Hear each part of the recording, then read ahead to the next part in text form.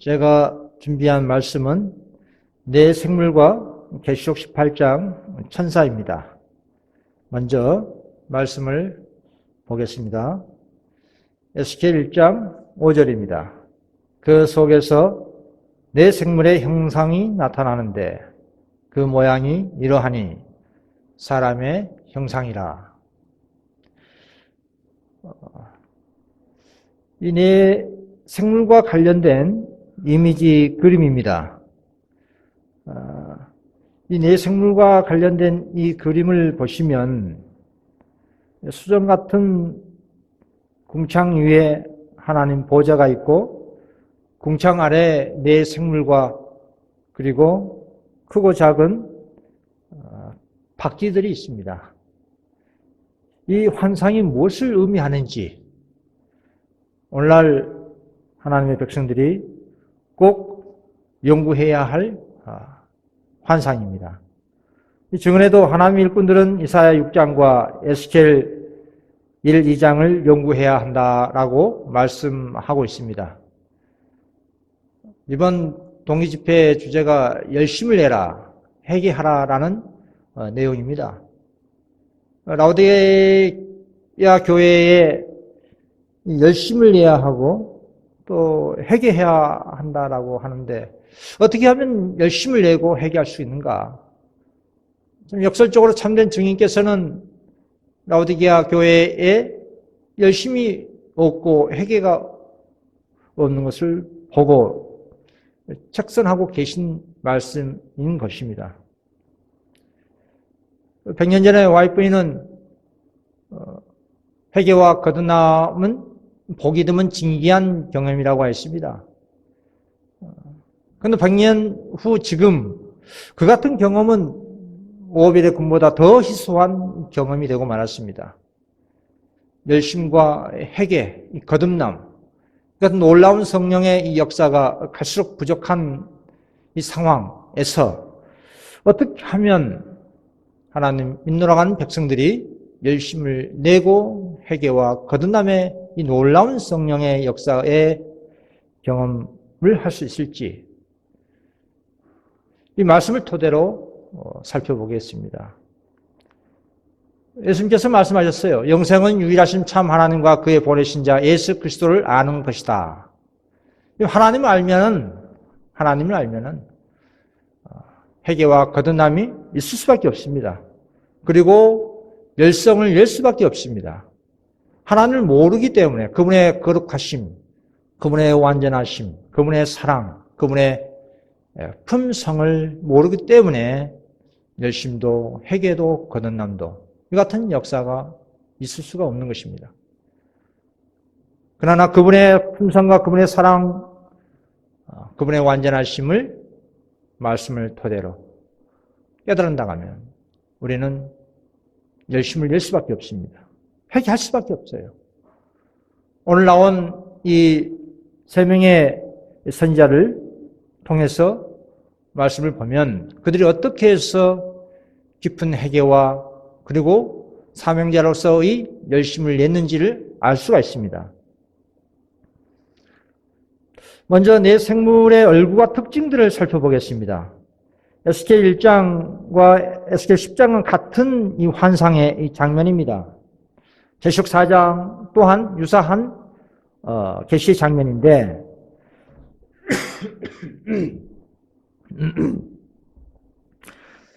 에스겔 1장의 환상을 토대로 말씀을 보시면 이 몸은 하나인데 동서남북으로 얼굴이 4개가 있습니다. 앞은 사람의 얼굴이 있고 또 오른쪽은 사자의 얼굴, 왼쪽은 소의 얼굴, 또 뒤편은 독수리의 얼굴입니다. 또 그 모양을 보시면 말이죠. 그 다리는 곱고 발바닥은 송아지 발바닥, 같이 불에 단 구릿빛입니다. 또 날개가 4개가 있습니다. 날개 둘로는 몸을 가리고 있고 또 둘은 서로 이어져 있어 그 날개를 펴서 날 때는 번개같이 신속하고 또 생물이 일제히 앞으로 전진하는 모습입니다. 또 그 옆에 생물의 옆에는 바퀴들의 그 모습이 있는데 바퀴 안에 바퀴가 있어요. 또 바퀴 둘레는 눈이 가득한 모습을 볼 수가 있습니다. 또 그 바퀴들은 땅에만 그런 것이 아니라 공중을 나는 장면도 나타나고 있습니다.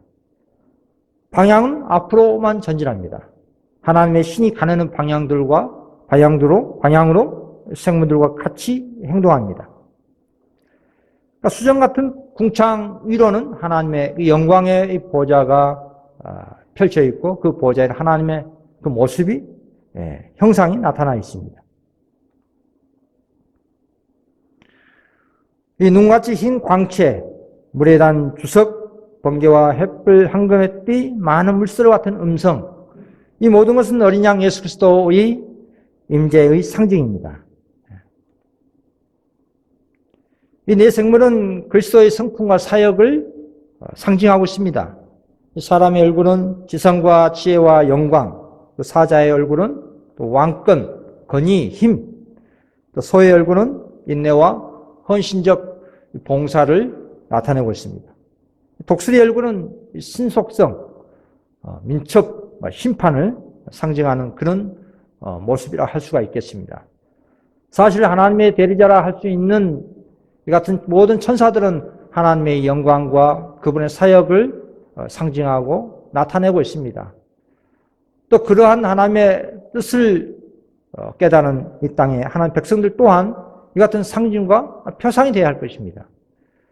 그래서 유일하게 루스벨과 그의 타락한 천사들만 하나님의 영광과 그분의 사역을 상징하는데, 증거하는데 실패했습니다.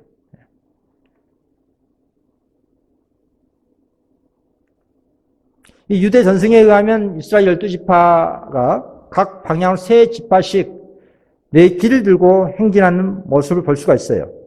유다 지파는 사자가 그려진 깃발을, 르우벤 지파는 사람이 그려진 깃발을, 또 단 지파는 독수리가 그려진 깃발을, 에브라임 지파는 송아지가 그려진 깃발을 들고 행진하는 모습을 민수기 2장을 통해서 살펴볼 수가 있습니다.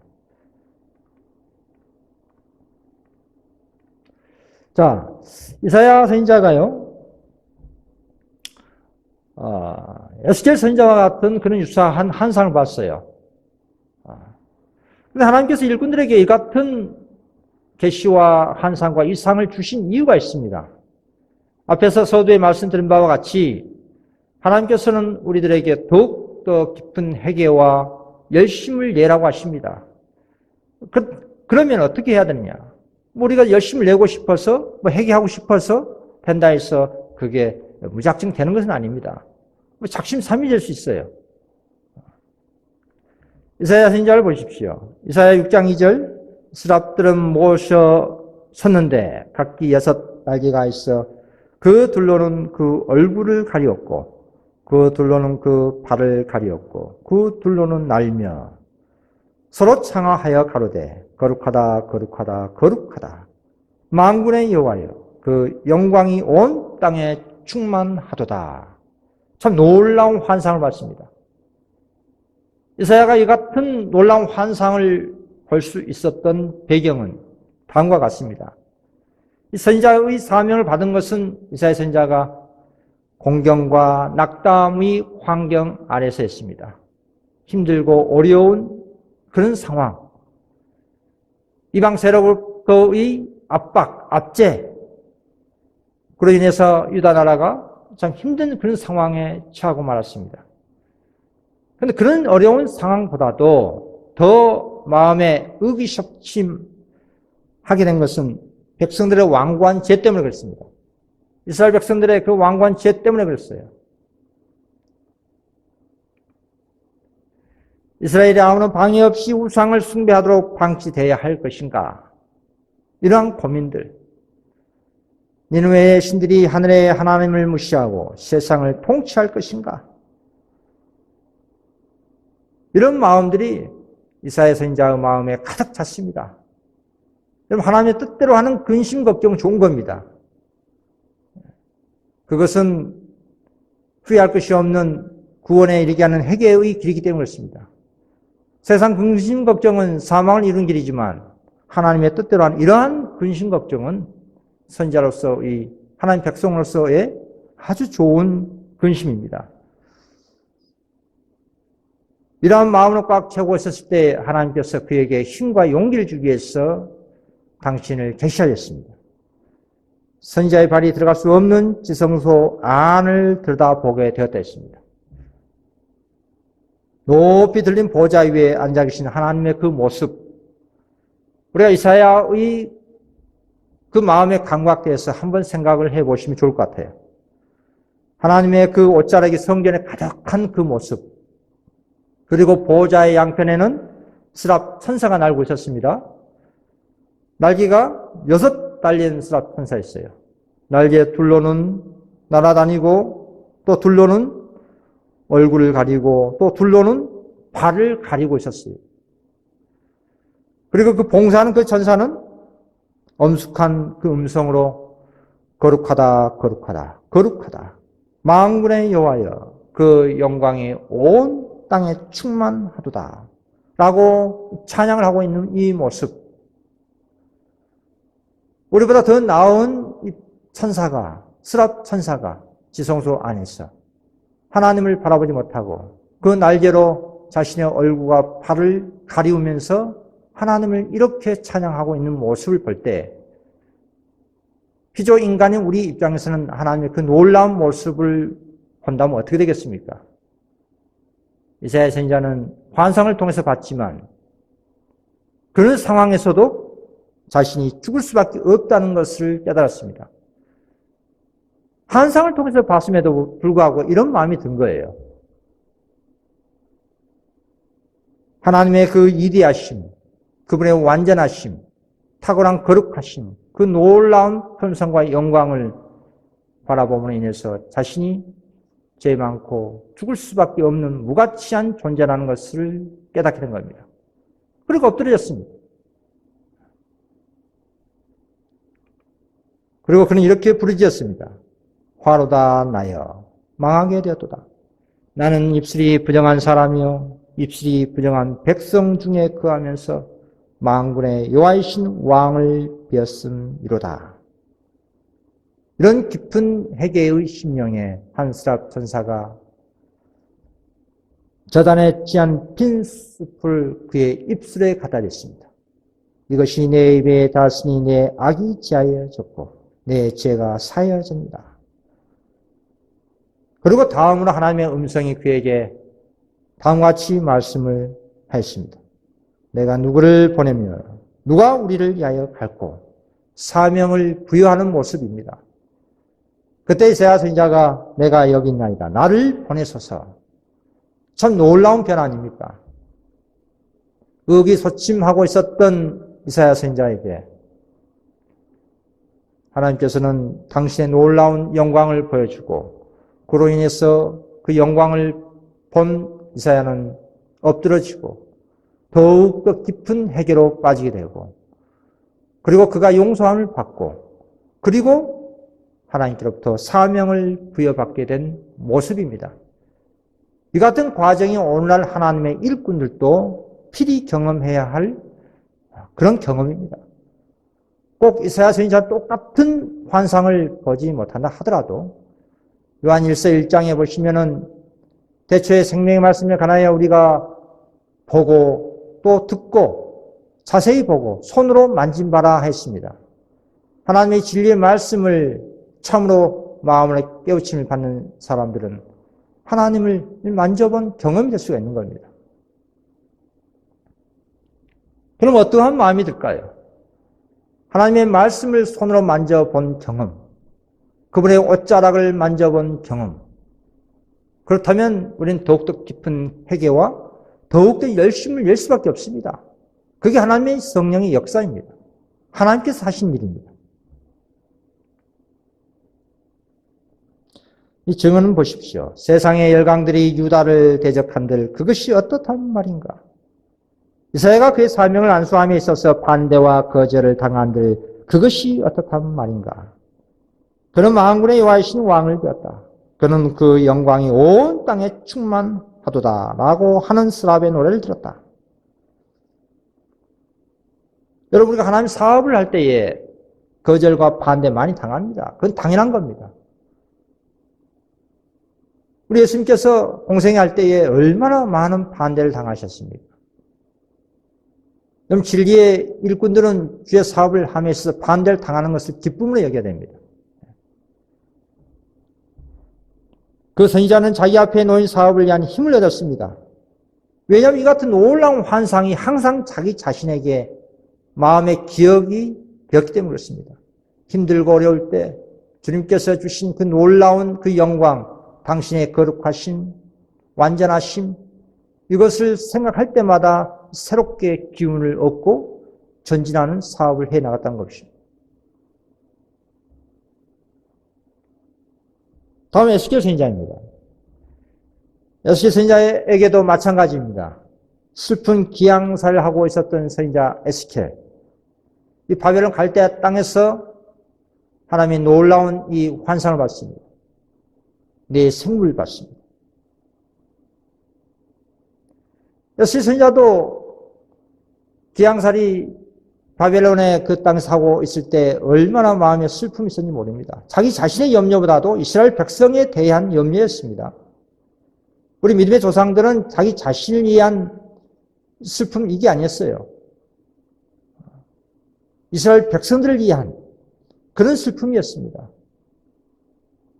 에스겔 9장에 그 보시면은 예루살렘 성읍 중에 가증한 일로 울며 탄식하는 자에게 표를 하라고 했습니다. 이스라엘 백성들의 그 죄, 악, 그것 때문에 고통을 받고 있는 겁니다.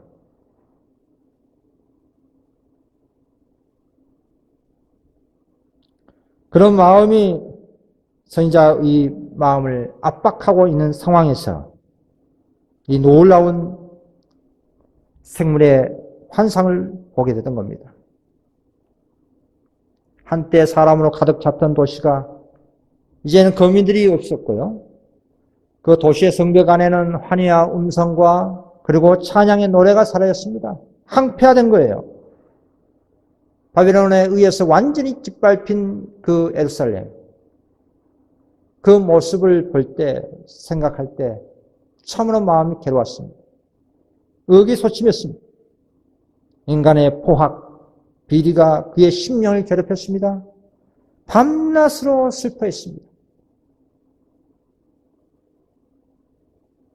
그런 그에게 그발 강가에서 제시된 놀라운 표상들은 세상 통치자들의 능력보다 훨씬 더 강한 압도적인 능력이 계시됐습니다.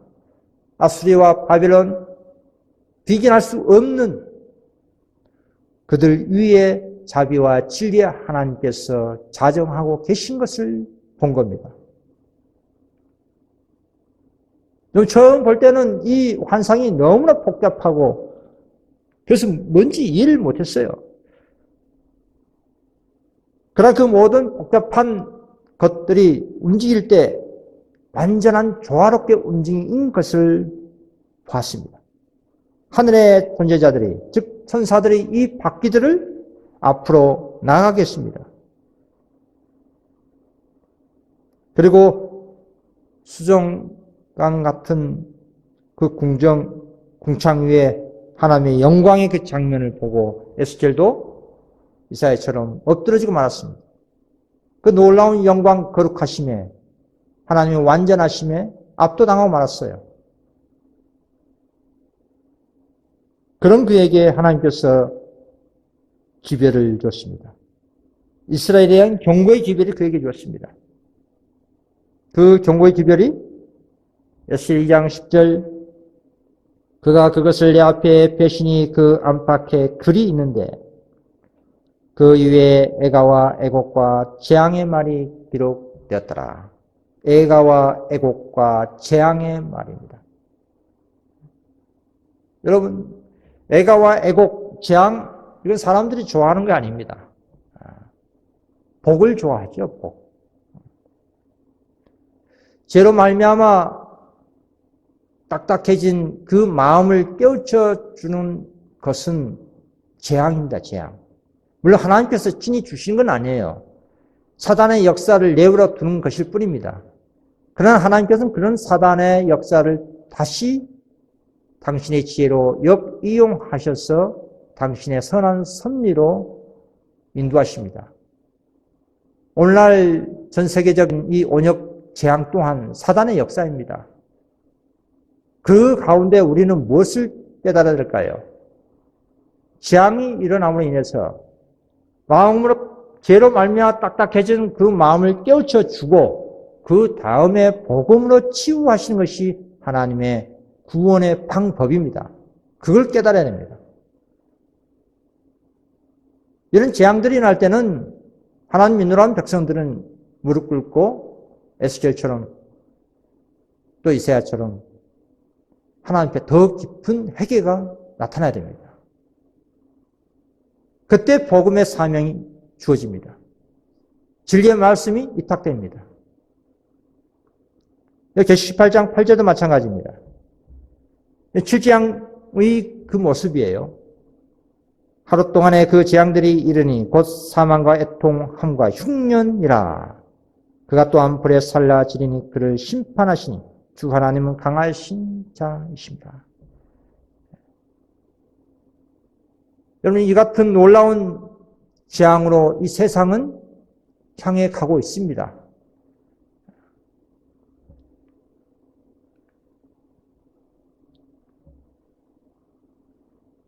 이 선지자에게 그처럼 복잡한 것처럼 보인 바퀴 모양의 혼잡은 무한한 손길의 지도 아래 있었습니다. 그리고 이 바퀴들을 움직이고 지도하신 것으로 제시된 하나님의 영이 혼잡한 가운데서 조화를 가져왔어요. 이 바퀴들은 사실 이 세상입니다. 세상. 크고 작은 나라, 여러 나라 족속 방언 백성들. 여러 나라 족속 방언 백성들 각자의 특성이 있어요. 크고 작은 나라들, 또 기후 조건도 다르고 언어도 인종도 성향 개성 다 다릅니다. 또 사건들도 별의별 사건은 각 나라마다 일어납니다. 나라와 나라, 민족이 민족, 난리와 난리, 소문이 소문. 많은 일들이 일어나기 때문에 복잡해질 수밖에 없어요. 이 세상에. 우리 눈에 보일 때는 세상이 온통 혼잡하고 카오스 상태입니다. 물론 그건 사단의 역사예요. 왜 그렇게 복잡하게 하느냐? 하나님께서 그렇게 하신 거 아니에요. 사단이 그렇게 합니다. 왜 그렇게 할까요? 그것은 영적인 분별력을 상실시키기 위해서 한 사단의 책략입니다. 하나님의 섭리를 방해하는 겁니다. 또 사단이 방해하면 하나님의 선한 천사가 또 방해합니다. 하나님의 섭리로 결국은 인도함 받습니다. 영광스러운 수많은 존재자들이 악한 자들의 세력과 계교를 제압하고 하고 그분의 성실한 백성들에게 유익을 주고자 그분의 말씀을 기다리고 있었다 하고 있습니다. 다니엘 4장 17절 말씀 보시면 이는 순찰자들의 명령대로요 거룩한 자들의 말대로이니 지극히 높으신 이가 사람의 나라를 다스리시며. 우리 눈에 보일 때는 이 세상이 복잡하고 혼란스럽고 사건 사고가 전 세계적으로 일어나고 그러하지만 분명한 사실은 그 궁창 위에 누가 계십니까? 하나님 보좌가 계시고 그분의 영광이 나타나 있고 궁창 아래에는 네 생물이 동서남북으로 있고 바퀴는 사방으로 굴러가고 있는데 그게 전부 앞으로만 전진하고 있습니다. 바퀴 둘레에는 수많은 눈들이 있습니다. 하나님께서 당신의 눈으로 친히 이 세상을 관찰하고 계시고요. 그 생물들에 의해서, 즉 하나님의 천사들에 의해서 앞으로 전진토록 하고 계십니다. 인간의 눈으로 볼 때는 복잡하지만 실상 하나님의 섭리에 의한 바퀴가 굴러가고 있다 이 말입니다. 그 종점은 예수님의 재림으로 향을 가고 있는 것입니다. 한 예시를 들자면요. 다니엘 10장 13절의 말씀 보시면 그 바사국 고레스 왕 그 마음을 해방하기 위한 사단이 역사하고 있었습니다. 그래서 왕은 하나님 백성들을 고향으로 돌려보내기 위해서 마음에 생각을 하고 있었는데 그 마음을 돌이키기 위해서 사단이 나쁜 감화를 끼치고 있었습니다. 그때 가브리엘 천사가 21일 동안 그를 계속 마음에 선한 감화를 끼치고 있었어요. 그 표현을 이렇게 말하고 있어요. 21일 동안 나를 막았으므로 그리고 내가 거기 바사국 왕들과 함께 머물렀더니 군장 중 하나 미가엘이 와서 나를 도와주므로 그리스도이십니다. 우리의 군대장관 그리스도. 예수님께서 오셔서 그 같은 역사를 도와줬습니다. 그리고 결국 그리스 왕이 마음에 스스로 선택하여 하나님 백성들을 돌려보냈던 것입니다. 승리한 겁니다. 사단은 고레스 왕을 나쁜 영향을 끼쳐서 하나님 백성을 돌려보내지 못하게 계속 영향을 미쳤지만 가브리엘 천사 그리고 우리 예수님께서는 그에게 선한 영향을 끼쳤습니다. 이건 강제로 할 일이 아니에요. 이게 바로 선악과의 배정투입니다. 우리 눈에 보이지 않지만 우리 마음판을 놓고 이 세상, 이 나라와 그 나라를 통치하고 있는 그런 왕들의 마음에 선한 감화를 끼치고 있습니다. 또 사단도 나쁜 감화를 끼치고 있어요. 바로 그 싸움입니다.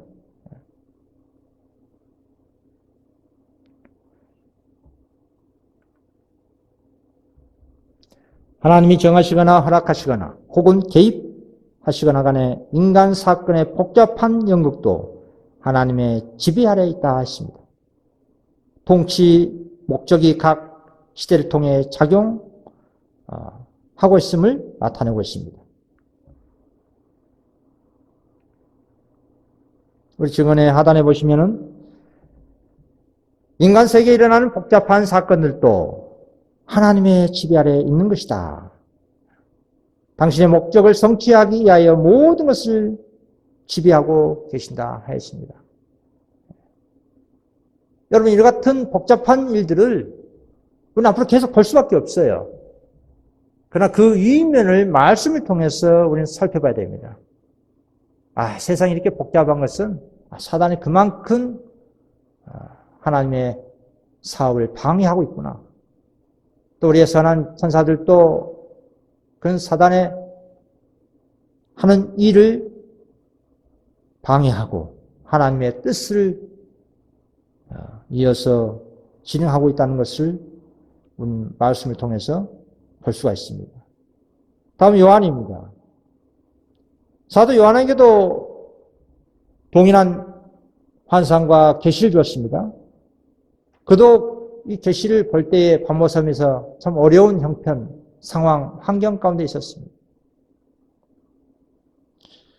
사도 요한은 세상의 권세들을 더불어 싸우고 있는 교회의 마지막 큰 투쟁을 받습니다.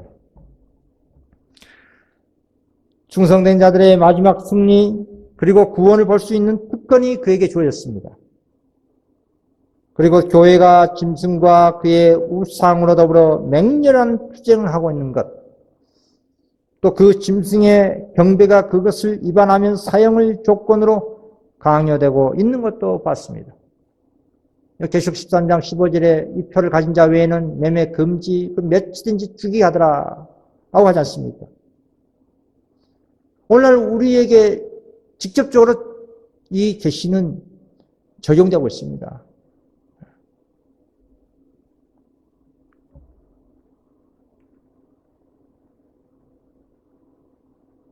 이 교훈들은 우리의 유익을 위해 주어졌다 했습니다. 난리와 난리, 소문을 듣겠으며 민족이 민족을, 나라가 나라를 대적하고 또 천재지변들이, 그런 이것들은 재난의 시작이지만 마지막 이때의 1844년 이후에 일어나는 이런 현상들은 더욱더 직접적으로 이 예언의 징조들이 작용되고 또 신속하게 예수님의 재림을 앞당기는 요소가 될 것입니다. 왜? 마지막 때에 일어나고 있기 때문에 그렇습니다.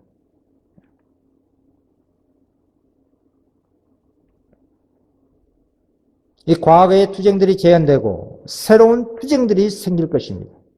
우리의 세계에서 일어날 장면들은 지금껏 꿈도 꾸어보지 못한 것들이다.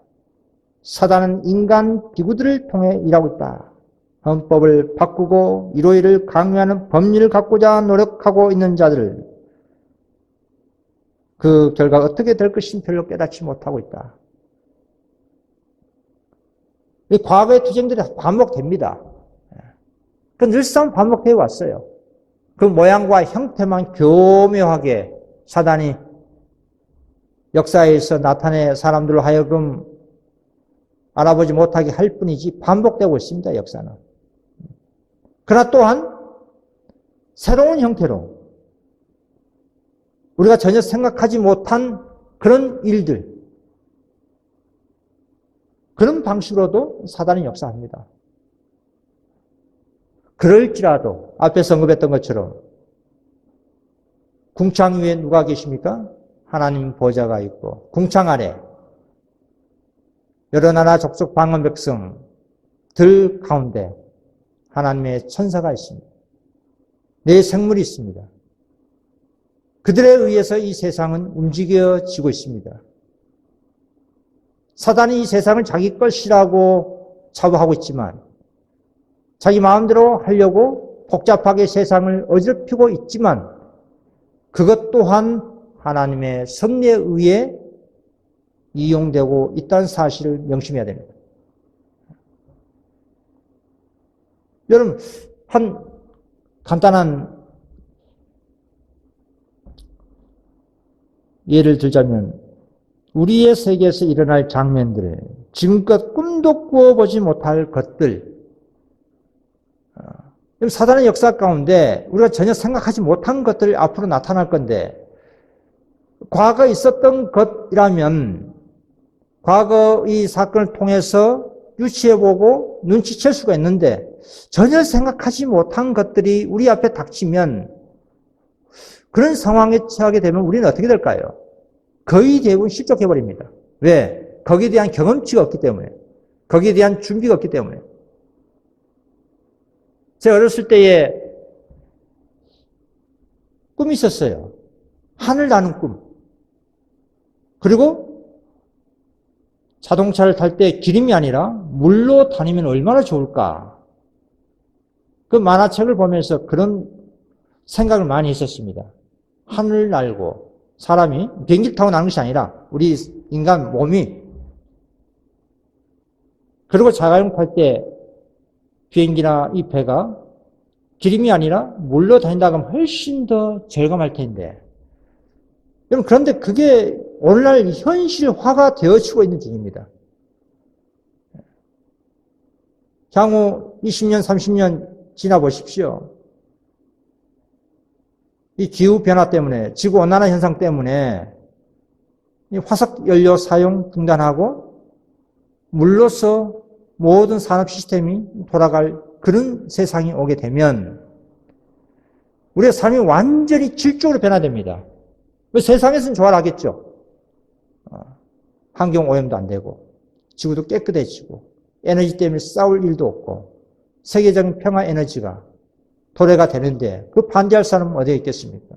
그러나 반대로 육신적으로 편하고 부요하게 되면 영적으로는 그만큼 절약된 상황이 되고 맙니다. 영적으로는 더 분별력이 없는 그런 상태로 절약되고 맙니다. 그럼 사단은 핍박보다도 사람들로 하여금 황금물질 많은 지상주의로 빠지기 위해서 타락하게 하는 것이 과거에서부터 효과적으로 발휘해왔기 때문에 그 정책을 쓰게 된다 이 말입니다. 오늘날 이 온역 때문에 작년에도 말씀드렸습니다. 작년 여름에도 말씀드렸는데 이 온역 때문에 세상이 고붕괴되고 경제가 무너지고 그리고 이럴 법령이 생긴다? 라는 그런 영상들이 많이 돌아다녔어요. 이제 조만간 좀 보십시오. 보통 그런 원역은 한 2년이면 평균 2년 정도에 끝납니다. 뭐 약 나오고 뭐 치료제 나오고 그러면은 소멸돼요. 그런 사람들이 집에 있던 사람들이 어떻게 될까요? 이제 원역이 사라지면은 전 세계로 돌아다니면서 여행 다닐 겁니다.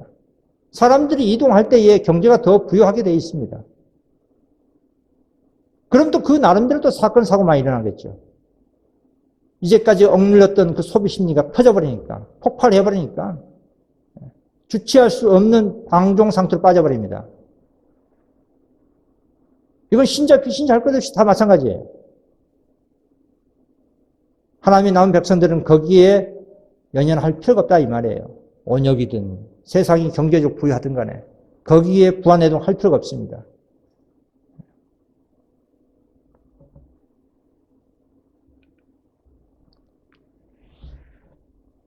하나님의 종들은 이 큰 비상사태에서 그들 자신을 의지하지 말아야 한다.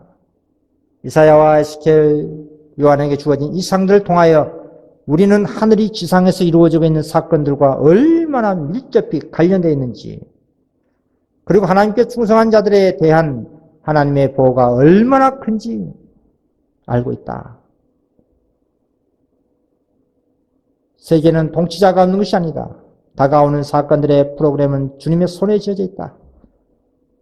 당신의 교회에 대한 관심은 물론이고 이 세상 나라의 운명까지 우리 주님께서 친히 책임지고 계신다고 하고 있습니다.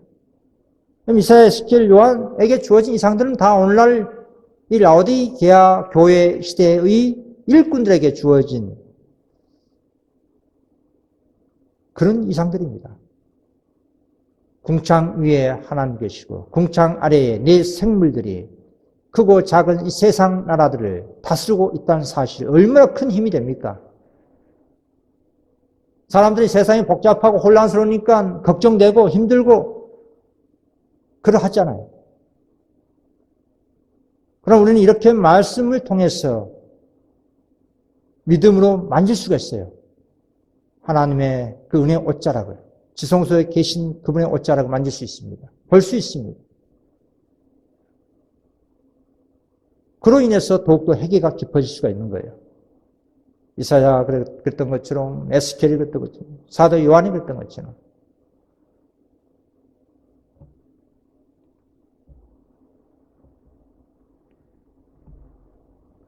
그래서 우리는 하나님을 신뢰하고 그분을 믿고 앞으로 더욱더 전진해야 할 필요가 있는 겁니다. 내 생물이, 그리고 그 옆에 크고 작은 바퀴들이 다 앞으로만 전진합니다. 뒤로 가지 않아요. 옆으로도 가지 않습니다. 내 생물은 오직 앞으로만 전진합니다. 그걸 뭘 의미하겠습니까? 원래 하나님 백성들 또한 그 같은 상징이 되어서 하나님 사업을 앞으로 전진시키는 데 전력 질주해야 된다 이 말이에요.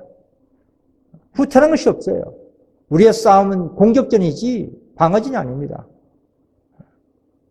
죽으면 죽으리라, 잃으면 잃으리라 라는 그런 일사각오의 정신을 가지고 주의 사업을 셋째 천사 기별 이 깃발을 쳐 들고 우리 주님을 증거하고 그분의 말씀을 전파하는 데 최우선적으로 삼아야 됩니다.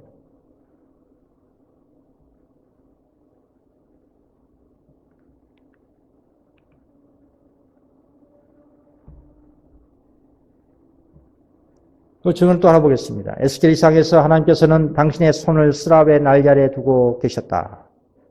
이것은 당신의 종들에게 그들을 성공하게 하는 것은 하나님의 능력이라는 사실을 가르쳐준다. 만일 그들이 불의를 버리고 마음과 생애가 순결해진다면 그분께서는 그들과 함께 일하실 것이다 라고 하고 있습니다.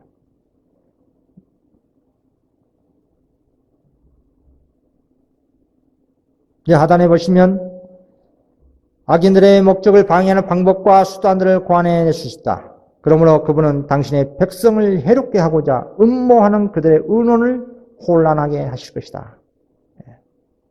앞에서 언급했던 것처럼 사단이 아무리 하나님의 섭리를 방해하고 당신의 백성을 미혹해서 타락하게 하려는 별의별 수단과 방법을 전 세계적으로 고안한다 할지라도 하나님께서는 당신의 뜻대로 이루는 방향으로 지혜롭게 이용하시더라 이 말입니다. 그래서 세상이 복잡하게 보이는 것일 뿐이에요. 또 증언 하나 보십시오. 정치적인 대변동과 산업계의 변화와 큰 종교적인 각성. 사실 이러한 때에 우리의 기별이 더욱더 힘있게 증거될 수 있는 상황입니다. 평안하고 안전할 때는 사람들을 귀를 기울여 듣지 않습니다. 혼란스러울 때, 복잡할 때, 이런 언역들이 세계적으로 펼쳐 있을 때 하나님의 마지막 경고의 기별, 셋째 천사의 기별을 강하게 외쳐야 됩니다. 좋은 기회예요. 정치진 대변동, 산업계 변화 분명히 일어납니다. 우리가 전혀 생각하지 못한 그런 일들이 분명히 일어납니다. 세계적인 정세가 그렇게 요동치고 있습니다. 가까이는 우리 한반도에도 그런 일이 앞으로 일어날 거예요. 정치적인 대변동, 산업계의 그런 큰 변화. 그러나 그것과 상관없이 우리는 어떻게 해야 된다고요? 여러분들이 해야 할 일은 앞으로 나아가서 진리를 단순하게 제시하며 사람들 앞에 진리의 빛을 높이 드는 것이다. 어떤 상황에 어떤 환경이든지 간에 거기에 영향받지 말고 한결같이 초지일관 우리의 위탁된 사명을 수행해야 할 것을 하나님께서는 우리에게 호소하고 계십니다. 이 그리스도와 성령을 따라가는 생물과 14마 사진을 보십시오. 에스겔 1장 12절 신이 어느 편으로 가려면 그 생물들이 그대로 가되 돌이키지 않고 앞으로만 곱게 행한다 했습니다. 또 계시록 14장 4절에 이 사람들은 여자로 더불어 더럽히지 아니하고 정절이 있는 자라 어린 양이 어디로 인도하든지 따라가는 자며 어린 양이 어디로 인도하든지 따라가는 자라 했습니다. 오늘 이 땅에서 하나님의 이 사업을 수행하고 있는 마지막 남은 백성들이 그 특징입니다. 어린 양이 어디로 인도하든지 따라가는 자입니다. 네 생물도 마찬가지예요.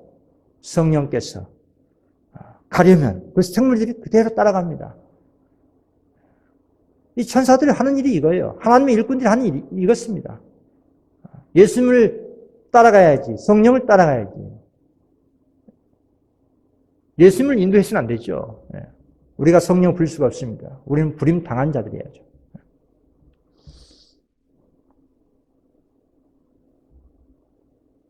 계시록 18장 1절 일 후에 다른 천사가 하늘에서 내려오는 것을 보내 큰 건설을 가졌는데 그의 영광을 땅에 환하였습니다.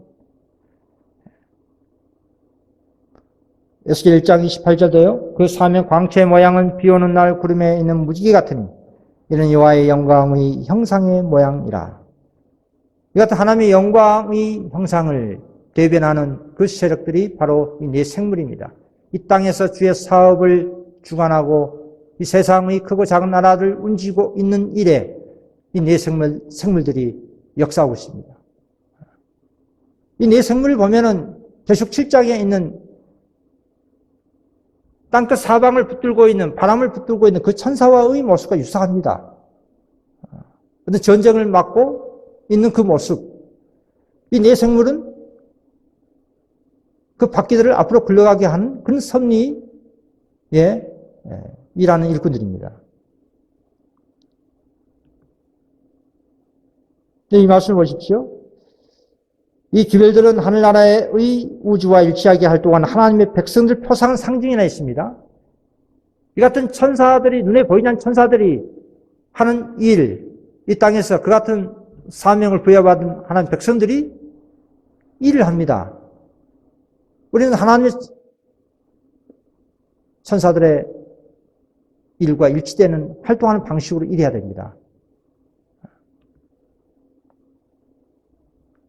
자, 이 말씀 과거에 제가 SDA에서 공부했던 계시록 책자 속에 있는 18장 1절 관련된 해설이에요. 이 해설 잘 보십시오. 정말 잘 해설되어 있습니다. 예능신의 일치된 해석법이에요. 앞에서 읽었던 그 내용과 동일한 말씀입니다. 셋째 천사와 연합하는 천사이며 28장 1절 천사를 말하는 겁니다. 세 천사의 사명을 가진 같은 사명을 전하는 단체를 표상한다 했습니다. 그런데 오늘날 SD에서는 이 해설을 삭제하고 말았어요. 없어요. 그때는 이 설명을 정확하게 예네시 말씀에 일치된 말씀으로 했습니다. 그 천사는 앞에서 읽었던 것처럼 하늘나라의 우주와 일치하게 활동하는 하나님 백성들을 표상하는 상징이라 했는데, 이 마찬가지예요. 단체를 의미합니다, 단체를. 근데 왜 이 좋은 해석을 제거해버리고 그냥 전체적으로 그냥 늦은비로만 해석하는지 참 알 수가 없습니다. 이런 말씀이 있는 그대로 백성들한테 알려주고 가르쳐줘야 되는데, 개혁운동을 이렇게 숨기고요, 또 대적하는 그런 입장에 취하면 안 됩니다. 그래서 오늘날 SDA 우리 형제들은 이런 증언에 있는 말씀을 토대로 해서 18장 1절에 그 천사, 이 단체가 무엇을 의미하는지, 왜 이 단체가 생길 수밖에 없는 것이었는지를 이 말씀을 통해 충분히 연구하고 깨달음 받을 수 있습니다. 그렇다면 그들은 분명히 18장 천사와 연합하게 될 것입니다. 그로 인해서 예수님의 재림이 더욱 촉진시킬 수가 있는 것이에요. 그게 사명입니다. 여러분들의 사명이에요.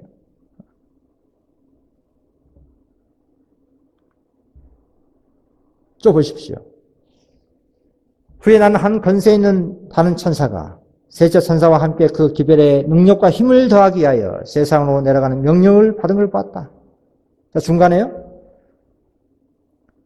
그 천사가 큰 영광과 능력을 받아 땅으로 내려오자 세상은 그 영광을 환하였다. 그 천사의 이런 셋째 천사의 기별이 큰 소리로 외칠 때 즉시 연합하는 것이다. 여러분, 이 자리에 계신 또 이 말씀을 듣고 있는 개운동 교우분들은 이 경험을 하신 분들입니다. 앞으로 현저하게 이 말씀이 성취될 것을 우리는 기대합니다.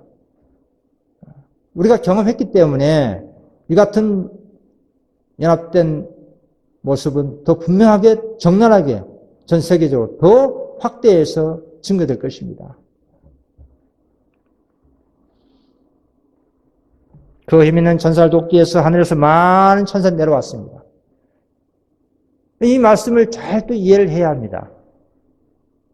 군소 독립단체에서는 이 말씀을 토대로 해서 뭐 다섯째 천사, 여섯째 천사, 일곱 천사 어떤 단체로 오인한 경우가 많아요. 수많은 이 천사들이 내려왔는데 단수로 내려온 천사 같으면 한 단체로 상징하고 표상할 수 있겠지만 수많은 하늘에서 많은 천사가 내려왔어요. 28장 1절에 있는 이 천사와 연합하기 위해서 내려온 거예요.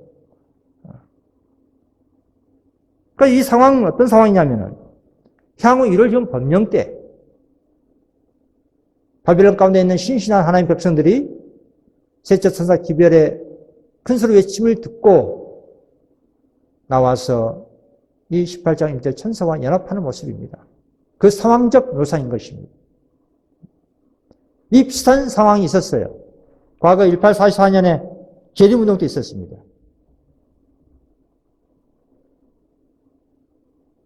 여러분 1844년 3월 22일 예수님 오신다라는 기별을 들었을 때 전 세계적으로 수많은 사람들이 나왔습니다. 그때도 동일하게 수많은 천사들이 내려왔다고 했어요. 여기 보시면은 중간에 나는 수많은 천사들이 바벨론이 무너졌다고 외친 자들과 합세하는 것을 봤는데 이 소리는 다시 보라 신랑 이로다 맞으러 나오라는 외침과 연합하였다. 이 상황이 재림운동 때 일어났던 상황이었어요. 그리고 1844년 7월 재림운동 때, 2차 재림운동 때 5만여 명이 개신교에서 나왔습니다. 그때 수많은 천사 내려온 거예요. 그 모습은 각 곳에서 신실한 백성이 나왔다는 그 뜻입니다. 어떤 조직된 단체 만들고 조직하고 이것이 아니라 이걸 잘 구분해야 됩니다. 이런 말씀들을 오남용 애곡해서 순진한 교인들이 오류 가운데 빠지는 그런 일들이 일어나고 있습니다. 잘 분별해야 됩니다. 요약해서 말씀드리자면 이것이죠. 수많은 천사들이 반복해서 동일하게 나타나고 있습니다. 1844년 재림운동 때 둘째 천사와 연합한 수많은 천사가 내려왔습니다. 밤중 소리가 큰 외침이 있었습니다. 또 짐승의 표와 상황께 셋째 천사와 18장 1절 천사 그리고 수많은 천사 내려옵니다. 즉 신실한 바벨론간에 있는 백성들이 나와서 이 18장 1절 천사와 연합합니다. 내 백성아 거기서 나와 그의 죄에 참여하지 말고 그의 받을 재앙을 받지 말라. 지금은 간간히 이 빛을 받고 나오신 분들이 계시지만 앞으로는 더욱 현저하게 우리 인생을 통해서 많은 사람들이 나오게 될 것입니다. 노아 시대 때요, 하늘부터 기별이 있었습니다. 경고의 기별이. 그 기별치 않은 태도 여부에 따라서 구원이 좌우됐습니다. 경고를 거절함으로 인해서 하나님 성령께서 죄 많은 인류에 떠났습니다. 그리고 결국 홍수로 멸망을 당했습니다. 아브라함 당시에도 마찬가지였습니다.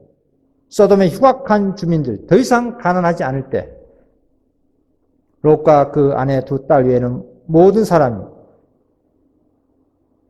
극소수만 빼놓고 소돔이 멸망하고 말았어요. 하늘의 불비를 위해서. 예수님 당시도 마찬가지입니다. 유대인들은 예수님을 직접적으로 거절하고 말았어요. 이게 로마 세력과 연합해서 예수님을 십자가에 죽게 만들었습니다. 결국 보라 너희 집이 황폐하여 버림바 되리라. 이런 역사는 앞으로도 반복됩니다. 셋째 천사 기별에 대한 태도 여부에 따라서 모든 영혼들 운명이 결정됩니다. 그럼 가장 힘센 천사의 사명 보십시오. 계시록 7장 2절 또 봄에 다른 천사가 살아계신 하나님의 인을 가지고 내려온 장면. 7장 3절에 계시록 7장 3절에 가로되 우리가 우리 하나님의 종들의 이마에 인치기까지 땅이나 바다나 나무나 해하지 말라 하더라. 우리 하나님의 종들의 이마에 인치기까지 땅끝 사방 바람을 붙들고 있는 네 천사에게 명령할 권세를 가지고 있습니다. 인친 천사는 셋째 천사입니다. 그래서 우리가 누구일까요? 이 사업에 참여하는 성부, 성자, 성령, 그리고 천사, 그리고 그 천사 사업을 위탁받은 이 땅의 하나님 온된 교회 18장 1절 개혁운동입니다. 천사들 중에서 가장 힘이 센 이 천사는 그 손에 살아계신 하나님의 인을 가지고 있다 했습니다. 사방의 바람을 붙잡고 있으라고 내 천사에게 명령할 권세를 가졌던 것은 최고로 높은 이 천사의 목소리다. 참 얼마나 두려운 이 계시입니까? 오늘날 우리에게 직접적으로 이 말씀이 적용되고 있는 거예요. 우리가 이 인친 사업을 하고 있는 거 아닙니까? 이 증언 보십시오. 일 후에 다른 천사가 하늘에서 내려온 것을 보니 큰 권세를 가졌는데 그의 영광으로 땅이 환희했다. 그 18장 1절부터 5절까지 이 혼합된 기별을 어떤 천사가요? 18장 1절에 있는 이 천사가, 이 힘센 천사가 지구 역사 마지막 날에 이 모든 기별들이 하나로 혼합되어 백성들에게 전하여지게 될 것이다. 어떤 천사가요? 이처럼 그의 영광으로 온 땅을 환하게 할 다른 천사에 의해서. 제가 왜 이 말씀을 특별히 강조하냐면 어떤 분이 그렇습니다. 개혁운동은 무너졌다 큰 성 바벨론 그것만 외치고 자기들은 복식들을 모으는 그런 역할을 한다. 이상한 논리로. 여러분 그것은 뭐 말도 안 되는 소리죠. 이 말씀을 토대로 보면은. 그 진리, 그 기별을 깨달았다 하면 그러한 사람이, 그러한 단체가 이 일을 하는 거예요. 구분이 어디가 있습니까, 구분이? 당신들은 이것만 하고 우리는 이걸 한다. 그런 있을 수가 없죠. 이 증언의 말씀 보시면 그대로 믿으면 됩니다.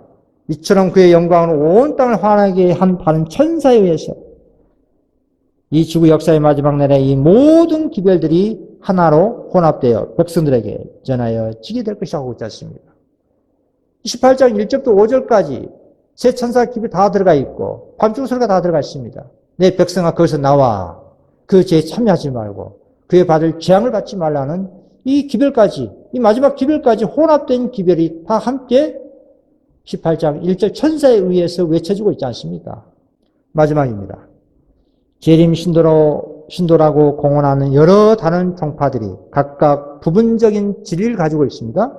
그러나 전체적인 진리는 하나님께서는 당신의 나를 위하여 준비하고 있는 그의 자녀들에게 주셨다.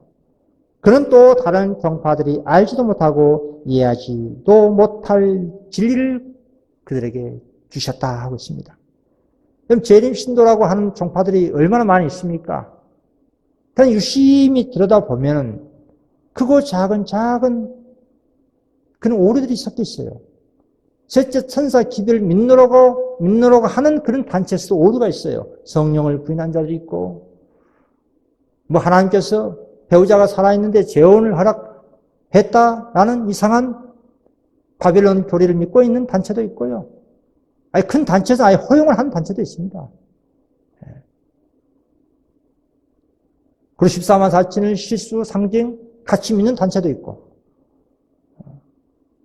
또 수시로 날짜를 정하는 그런 단체도 있고, 셋째 천사 기별 믿노라고 하면서 그래요. 그러나 전체적인 진리는 하나님께서 당신이 나를 위하여 준비하고 있는 그의 자녀들에게 주셨다고 하고 있습니다. 하나님 원된 교회는 하나입니다. 또 다른 종파들 알지도 못하고 이해하지도 못할 그 전체적인 온전한 진리를 당신의 백성들에게 주셨다는 얘기예요. 99% 진리와 1% 오류가 섞여 있으면 그것은 완벽한 오류이지 진리가 아니에요. 잘 분별해야 됩니다.